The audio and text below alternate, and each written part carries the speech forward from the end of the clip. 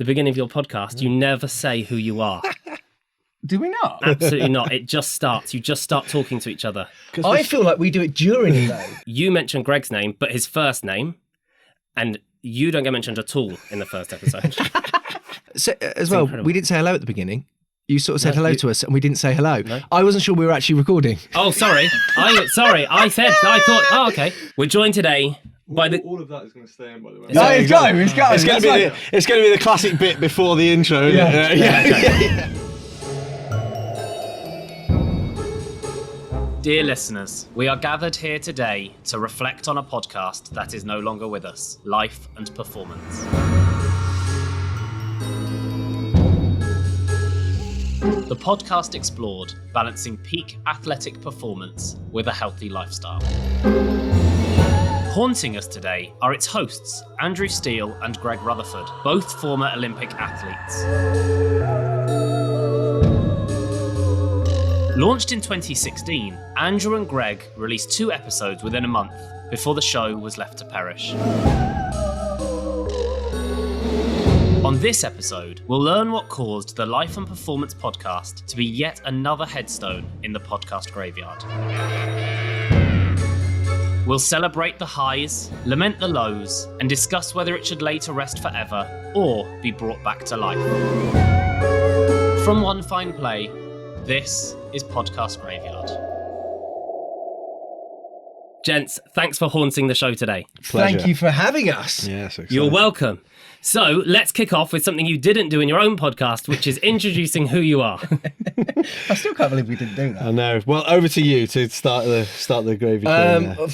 Well, it's a different one, isn't it now? No, so I'm no longer the athlete that I once was. So I'm now Greg Rutherford, sports presenter, if you like, and person that lurks on social media. That's, I guess, the best way to describe me. Yeah, and alongside the social media lurker, I'm Andrew. I'm used to be an Olympic athlete as well, and in the last sort of 9 years, I've become a bit of a kind of startup tech character, building a couple of businesses in the kind of the health technology space, and sort of intersecting that with my sporting background as well. That is the most understated way of saying giants of British athletics over the last 15 years. I think Greg could definitely take that accolade. Very humbly put. Yeah, I don't know about giants. I don't know. So let's dive straight into the podcast before we go off on a tangent straight away. This podcast, it's 2016. You're at that point doing slightly different things. Greg, you were in full-time training? Yeah, I was getting ready. When we recorded that, I was getting ready. I was actually trying to remember exactly when we recorded it. We were in Arizona in 2016, wasn't it? So it was before really the season had kicked off. So it was at the back end of probably my best ever season, 2015. And I was getting ready for the Rio Olympics in 2016. So athletically, it was like a very, very big time in my life because I was trying to retain my title, defending obviously from 2012.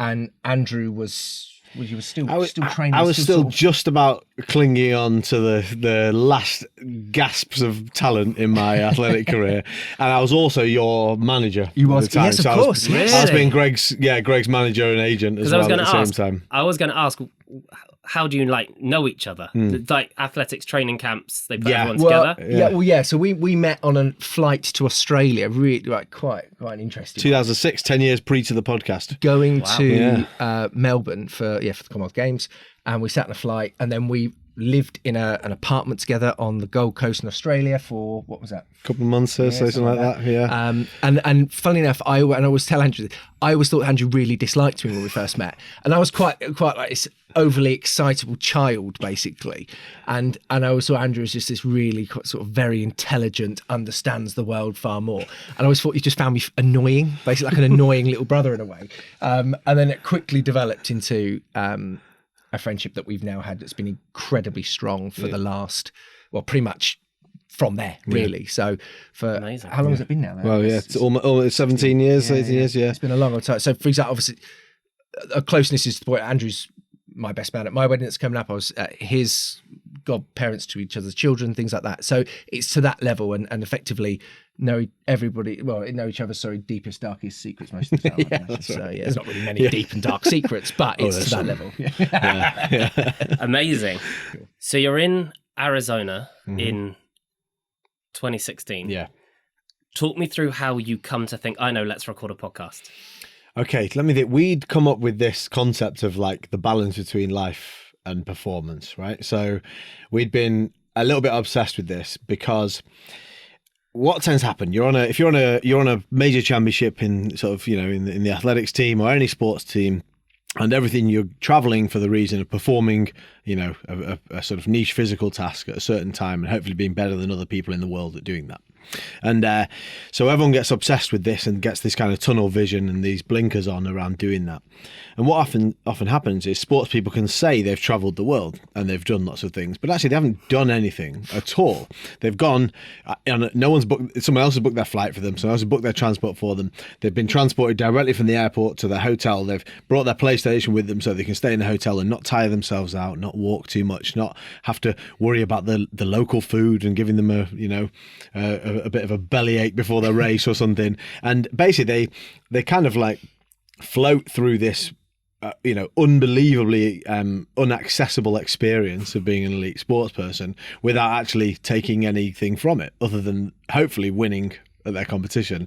And then if they don't win, which is completely out of their control, then they didn't get anything from it at all, right? And so we used to get frustrated with this. We'd go to these championships and we'd be in Australia or wherever we'd be in the Far East, all over random small towns in Europe, all over the place. And we had this sort of, ethos that we needed to make sure we actually went out and we got a coffee somewhere and we did something and we, at local restaurants, and we didn't completely put everything onto the performance. I think what also made us relatively obsessed with this idea was the fact that others looked at the way me and Andrew were and what we were doing and actually held us in contempt a little bit. And it was just a bit like, why on earth are they doing that? They shouldn't be doing this. It's sort of wrong. Oh, they're sort of a sort of shy mock in a way. Yeah, it was really weird. Like it wasn't the operating mode for them. No, right? no, they sort of looked down on the fact that we wanted to go out and visit things. It was a really weird sort of dynamic between other athletes. And actually a lot of the other athletes that weren't doing what we were doing actually weren't doing that well either. Yeah. And that was, I think, part of where we realised actually what we do obviously works for us, but actually there's something for the wider audience and more people to try and grasp in everyday life, I think. Yeah. So let me summarise, I think, what the hypothesis was. That in normal life, you accept you need a work-life balance to be happy and do well as a human being. And in sporting performance, that gets lost. Everyone says, you're all in, you've got to be dedicated, you've got to do everything. And actually, you can't possibly do that. So you need this balance between your normal life and your performance life. And we think, and still do to this day, think that's a worthwhile hypothesis that sports people and people in the sport need to take on board to say, yes, you need to do all the right things to be a performer, but ultimately you also need balance and you need to be able to experience something else, because not only will it help you feel better, but it'll probably help you compete better. And why a podcast?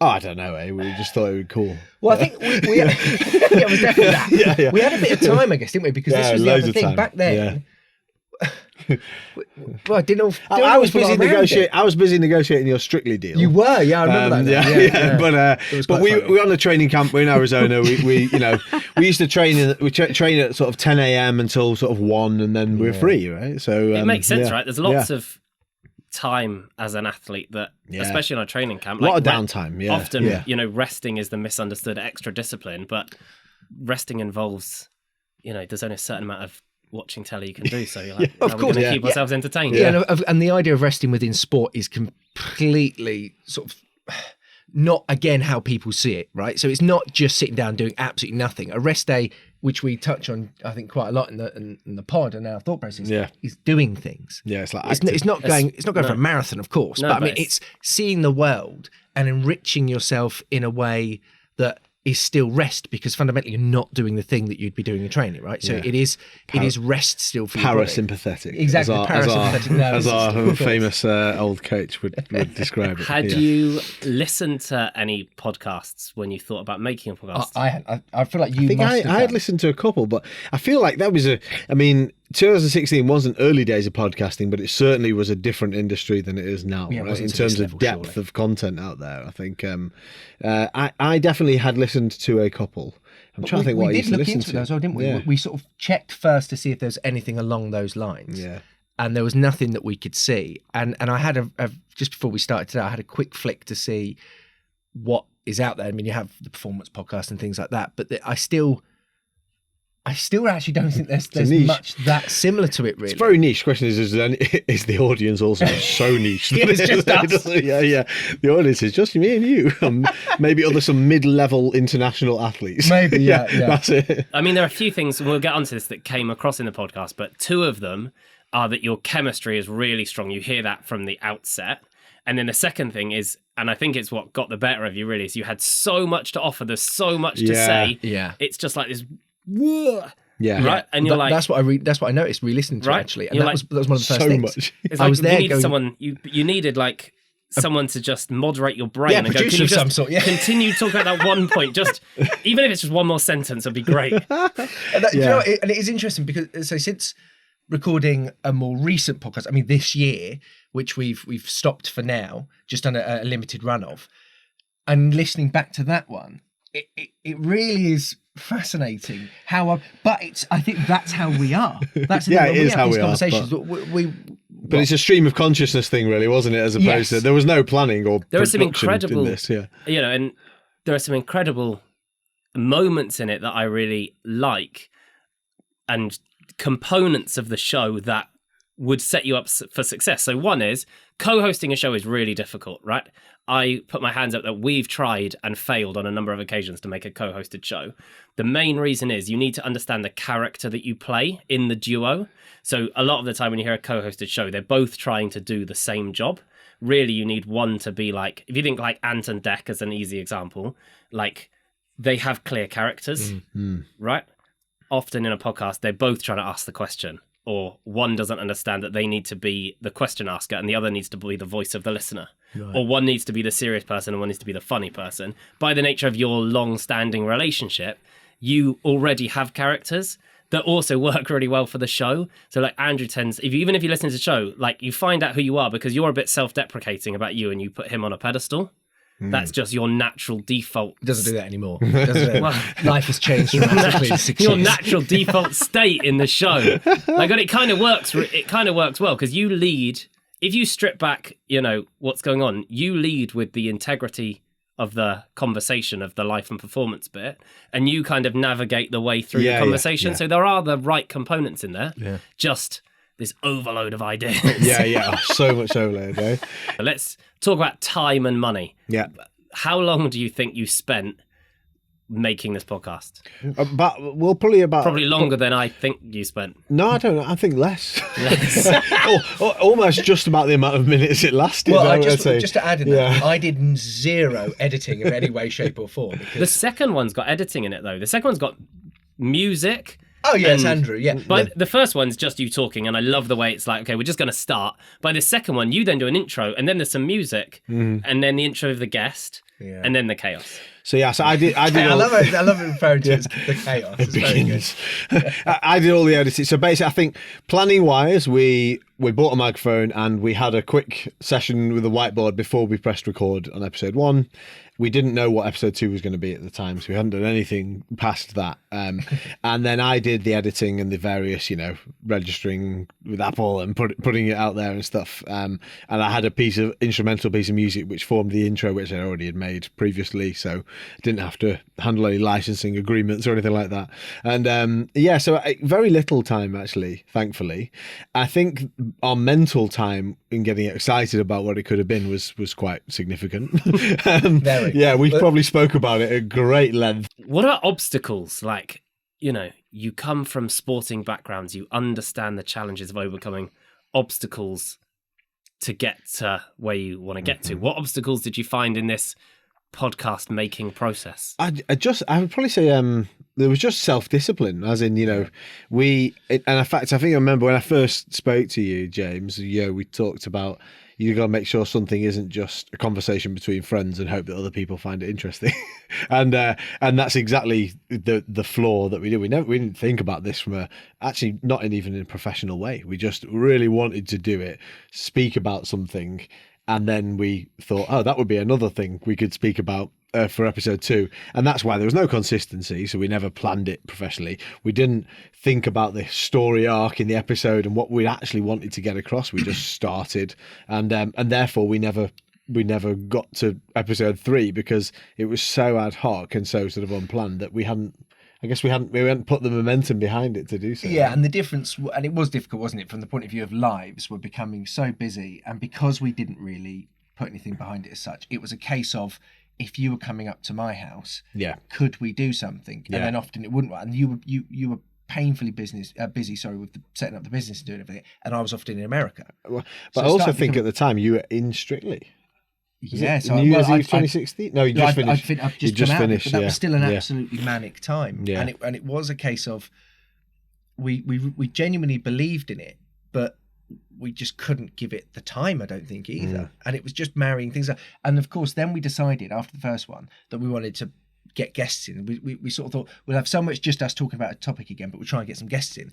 And it just trying to arrange any of it just became nigh on impossible, didn't it? And we also had no inherent knowledge of how these things No, exactly, So weirdly, I feel like you might have got that.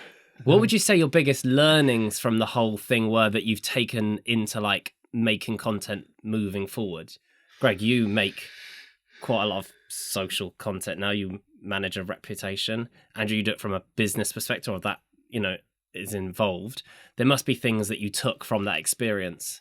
Well, for Susie, that will probably listen to this, my other half, she does an awful lot of my content creation. So I will have to add that in first. But yeah, obviously, I guess the bulk of what I do nowadays is online-based content and stuff. I guess as well, now you've made a podcast series and with a commissioner and a producer and seen what goes into it, you probably think, oh, that's a bit different. No, well, do you know, actually, okay, look. It's not a surprise, is it, really? Like, if you've achieved an elite level in sport, you know what goes into doing something well.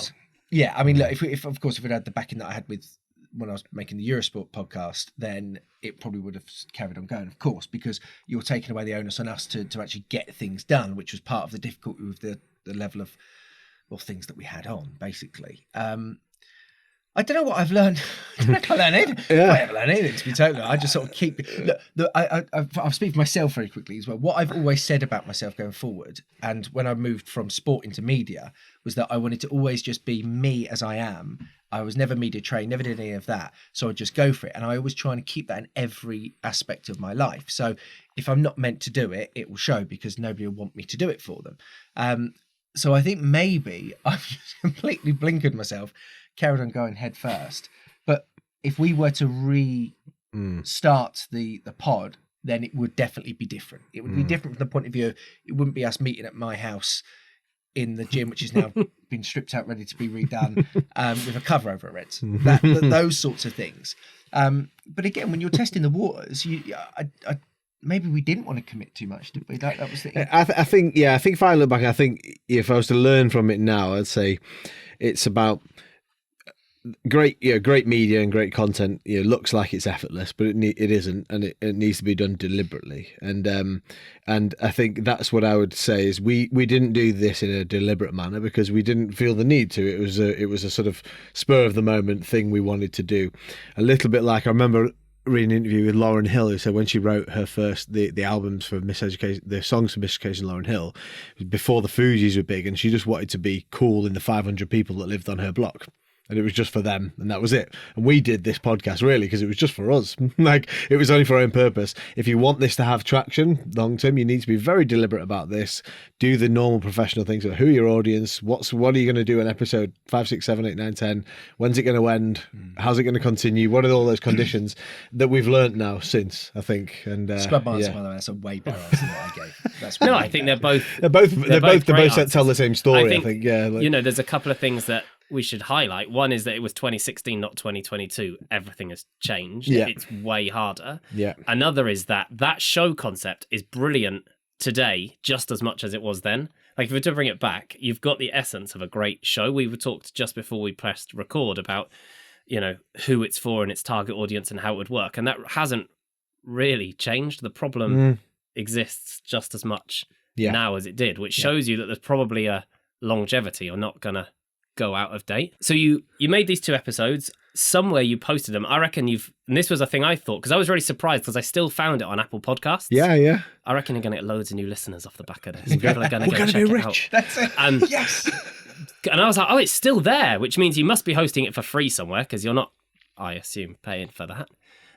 You're not, are you? No. Did Oh my you God. like? you're I know not, we're are you? going back 6 years, but like, did you some kind of promotion? Do you No, think? just Just on your, social, just our just on my social, social our, media. our own native social. And I think accounts. this is a thing that people can really learn from. So again, Andrew, don't take too much offense, but like you were probably at the height of your.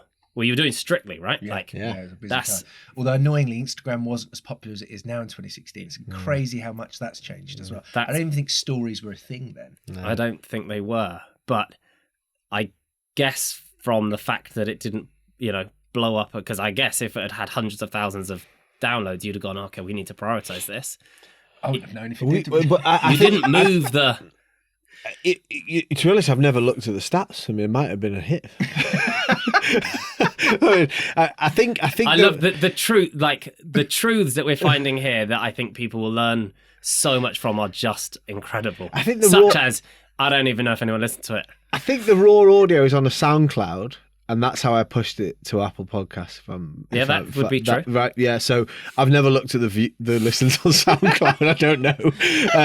And, we should do that. Yeah, and then yeah, our Twitter was probably our biggest Would have been biggest then, yeah, output yeah, at the yeah. time. I got about 8,000. You 150 or something like that on Twitter. Now, Yeah, well then, Oh, I don't audience. know. So yeah, but we definitely got some feedback from this group of people that call themselves the Atleticos, who are basically extreme athletics fans, like really extreme. There's like seven of It's a them, small I group. think, nowadays. It's a small group. They liked it, but they would like, Anything. They would like a picture of an egg from me, like, whatever. They would love it. So yeah, we didn't find ourselves getting inbound like social Real- content about it. Real tricky one there as well, which is something people miss all the time, is that your social following is not the same as the audience you are making the show for. Yeah, so much Right? the case. I Yeah, assume. yeah. No, big time. Yeah. I think even making the most recent one that I've done, there was a lot of genuine focus just to go, let's get it on social, get tons of listeners that way. And actually, Doesn't translate. I don't think it does. No, because Well- actually the interaction on my social was minimal. Who whereas follows actually- you on social? Because I don't imagine it's. I don't know. Actually. Yeah. I'll go into my stats if you like. No. I just. Well, you don't have much first-party access to your own data of your audience anyway on these social platforms, really, do you? In terms of like the demographic stuff and the you basic get a stuff. bit of but age yeah. and whatever else. but I think the it's- real important thing is that it doesn't convert. No, it doesn't. Yeah. And do you know what's really interesting with that? Is say at times, and because I was seeing there wasn't much interaction, I didn't push it as much on my social anyway. But then it did really well for a few weeks. When we did the sports one recently this year. So they're actually that's a prime example of social media actually not really mad. Yeah. But then I can imagine for some of the massive YouTubers or whatever who've become really big over the last few years, they've become big on that because they're big on their pods, their YouTube, whatever. So it's a really interesting way how if you start on the other sort of social levels, how it builds those ones, but actually it doesn't seem to work the other way as much. Might not be two-way, basically. Yeah. Yeah. No, I don't think it is a. Well, it isn't. Two-way. The evidence we've got it isn't. Yeah, Yeah. absolutely, yeah. Well, because we talk about discovery and engagement. So discovery is the process of finding out about the person or their podcast, and then engagement is like, oh, okay, now I've heard them. Like maybe I'm going to go listen to the Life and Performance podcast, or maybe I'll find Andrew's business and follow it, or whatever. And yeah, it's really tricky. Yeah. Just on a side note, which isn't really about your show, but I'm just interested because I think people listening to this show, it's a thing that they focus on, and it would be great for them to hear how it is for people with a larger community. Do you use podcasts or podcasting as part of your like business building or personal brand building? Like, do you go and speak on podcasts as I've spoken on a hosting? few over the years. I mean, it's not something that I do very regularly, to be totally honest. But I mean, you would? I do. I know, and I have. I mean, obviously, some you don't manage it 'cause time and whatever else. I've got 3 kids now as well, and like, I'm the only one that drives my household, so like it's a nightmare. Like just And you need a motivation for doing it as well. Of course, yeah. But I think it's very easy, maybe for me as well, because I don't live in London either, so I live away from everything. It's very easy for me to not do things because there's so much to do at home. I guess maybe for you, Andrew, it's probably different. With, I did. I've done a small handful of fairly decent podcasts over the years, but purely as part of building, what was DNA Fit at the time, the business. So I think that's your point, is there's got to be a motivation, there's got to be a goal as to why you're turning up on. Have you found it effective when you've done it? Really effective. The most effective. In fact, I'd be happy to say, outside of just straight up using the Meta platforms for digital marketing, it was the most bang for our buck in terms of spend. We spent in the classic grey area of paying to be a guest on certain people's podcasts, which grey area, may or may not have occurred. It was extremely effective. And then even like paying for just ad space on other people's is really, really effective for the brand that we were. Because I just think podcasters are generally, speaking to a very narrow, deep audience who are very interested in a certain type of topic. So if you can find the audience which matches with your brand, like, it was super, super effective. If you had a headstone for this podcast that's not in the graveyard, but it's been 6 years, what would you write on the headstone? Oh, this is great. The word meandering would come into it. Marauding across a beautiful, energetic, meandering river of nonsense. Of nonsense. No, it's definitely not nonsense. Actually, no, you say, I think that is definitely a strong part of someone, but I don't think any of it, I know of course it was chaotic, but I still have as much belief in it now as I did then. Yeah. I did. So it would, it come from very good intentions, genuinely, doesn't it? Like, the thought process, we still believe to this day, has a place. Yeah, in fact, my headstone might be like, "Oh, I didn't realise you were dead." It's still good. going. It's still going. That's great. Yeah. We'll never die. Yeah. We'll never die, because forevermore, the conversation of life and performance, no matter what, we will always be having it. Well, it always oozes out of you, right? Like, the end of this show, I always like to think, should this podcast be resurrected, or should it be laid to rest? Exhumed. And this is one of those shows where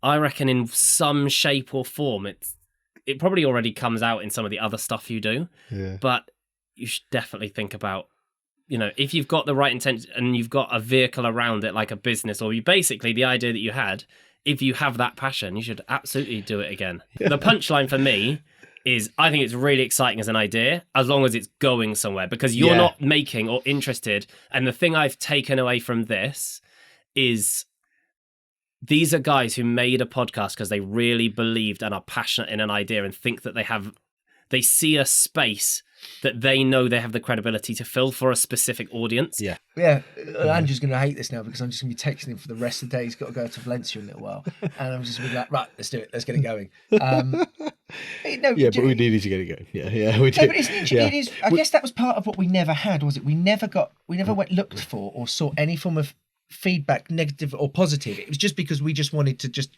talk about these things, and that's clearly where we went slightly wrong as well. Yeah, I would just add to that. I think, like, in my sort of non-sporting life, I'm building these digital products, and in digital product management, there's a phrase which says, "You are not your customer," and you can have all your best theories about what kind of feature people would love in this app, but unless you actually go and speak to users and figure out actually who is actually using this and what do they want from this, you create these kind of what they call solutions in search of a problem. You just churn out niceties that don't actually fix a problem for the end consumer. So I think all of this is really sort of consolidating in my head that I think there is an audience, but we need to understand the why of what we're trying to achieve by speaking to that audience, exactly. And that helps us. You've just stolen my last line of the show. Okay, well, it was a great show. Thanks very much. That's it, right? Like, yeah. Gents, thank you so much for coming on the podcast. I've learnt loads. I think it's been fascinating, and I really appreciate you joining and sharing what is probably like the textbook story of people starting a podcast. Let's just record, chat, make 2 episodes, run out of steam. And, this show, I said, I'm going to make a show about people whose podcasts are dead. Everyone goes, that's amazing. Who are you going to ask? I'm like, well, there's 3.5 million dead podcasts. So I can go for a while. But this is like, why didn't we think of this? No, this is a great idea. We would have got distracted, and it'd be great if this podcast dies, like as a meta thing. That would be amazing. What I hope is that this show can evolve into the place that people come to announce their shows coming back. So like once you've been through the process, come up with the idea, this is where this becomes the platform for launching new shows. Well, I think it just has. See you about 2 weeks' time. See you then. Episode 2, let's go. Yeah, Gents, great. thank you so much. Thanks Really for having us. appreciate it. Pleasure. Thank you.